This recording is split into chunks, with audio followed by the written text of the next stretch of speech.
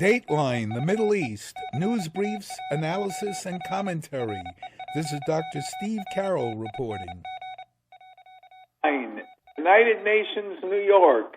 It's time to talk again about the occupation. But before listeners make the assumption, remember what Felix Unger said in The Odd Couple about assuming. It isn't the bogusly named occupation by Israel of disputed areas in Judea and Samaria, but rather a real Middle Eastern occupation that has gone virtually unnoticed and way underreported in the greater Middle East. No, this commentator is not speaking about the 42-year-long Turkish occupation of northern Cyprus, complete with its ethnic cleansing and population transfer, both violations of the Geneva Conventions, though that is another Middle Eastern genuine occupation that deserves the international spotlight to shine on it much more than it has. No, this occupation is that of the Western Sahara.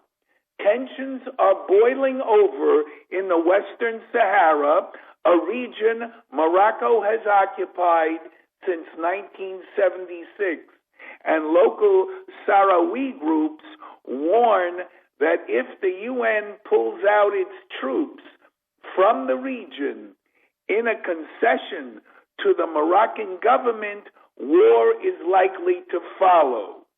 Morocco has occupied the region since it was handed to its troops by Spain when Madrid ended its colonial rule there.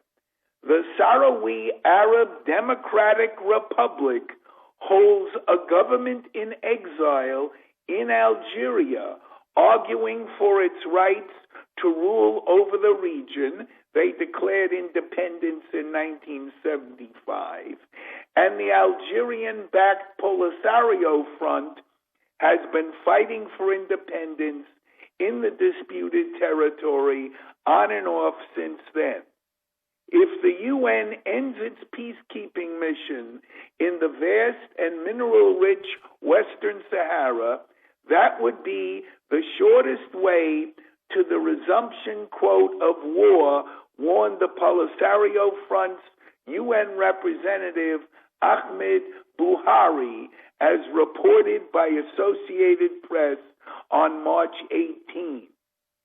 If there is no mission, there is a vacuum and an invitation to war, he added, calling on the UN Security Council to maintain the UN presence in the region.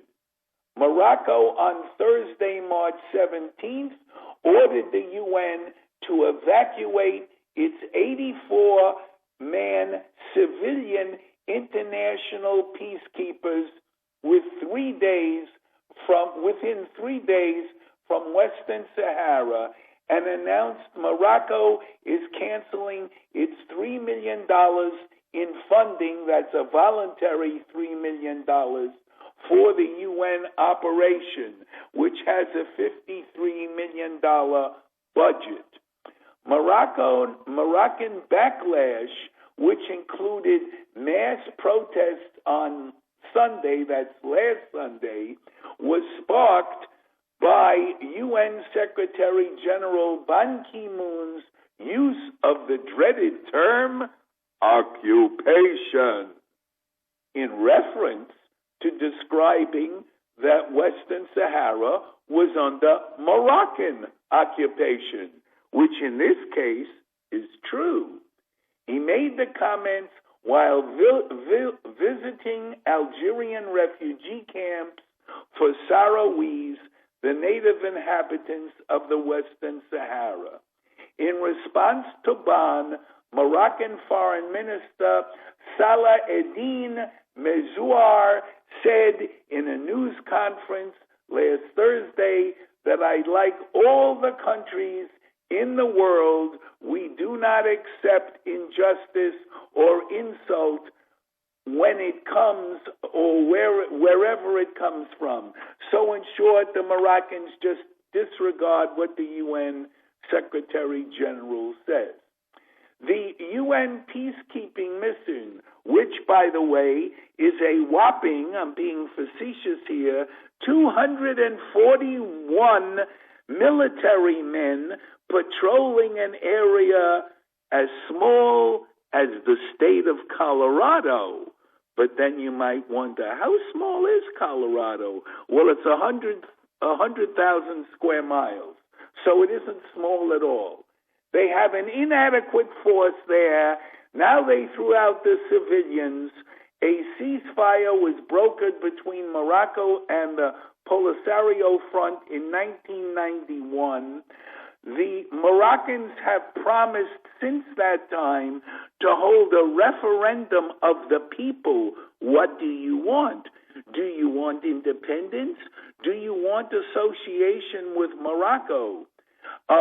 Morocco has at times hinted that they would allow autonomy, but certainly not independence.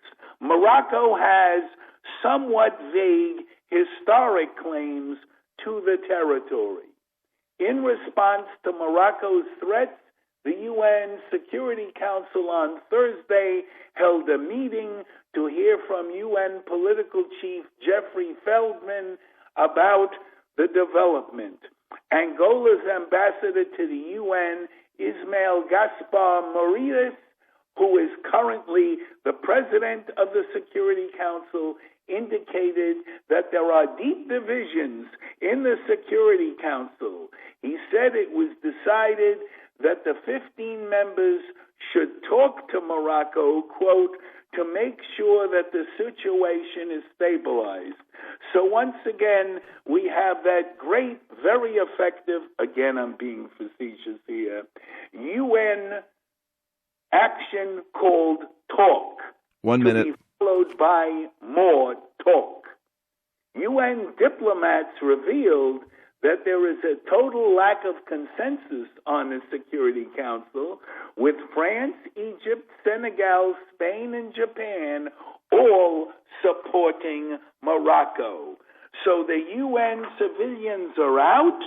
Polisario threatens a resumption of war, and as we've seen countless times, and by the way, I do devote a big section in my new book about the effectiveness, or not, of UN peacekeepers in the greater Middle East, and I just finished revising the text for a future second edition to include another whopping UN success in the greater Middle East. I just wanted to wrap up that story about the UN to say it's fitting the historic pattern. The UN has been in the Middle East in many different UN quote-unquote observer or peacekeeping groups. Just about all of them have been ineffective. The UNEF, as many people know, when the war clouds loomed in May of '67, the UNEF folded its umbrella and quietly stole away. Similar groups in Yemen, even the UN force still in Lebanon, acts more as a shield for Hezbollah than trying to keep the peace between the Israelis and the Hezbollah terrorist group in Lebanon. The UN forces are a wonderful boondoggle to employ a heck of a lot of people from all over the world to be paid for, at least 20% of which, by U.S. tax dollars. They achieve little. We need to learn from this. There are many countries who have realized, and we hope the United States will not become one of the others, that the only way to secure your own defense is to defend yourself. There is no international community.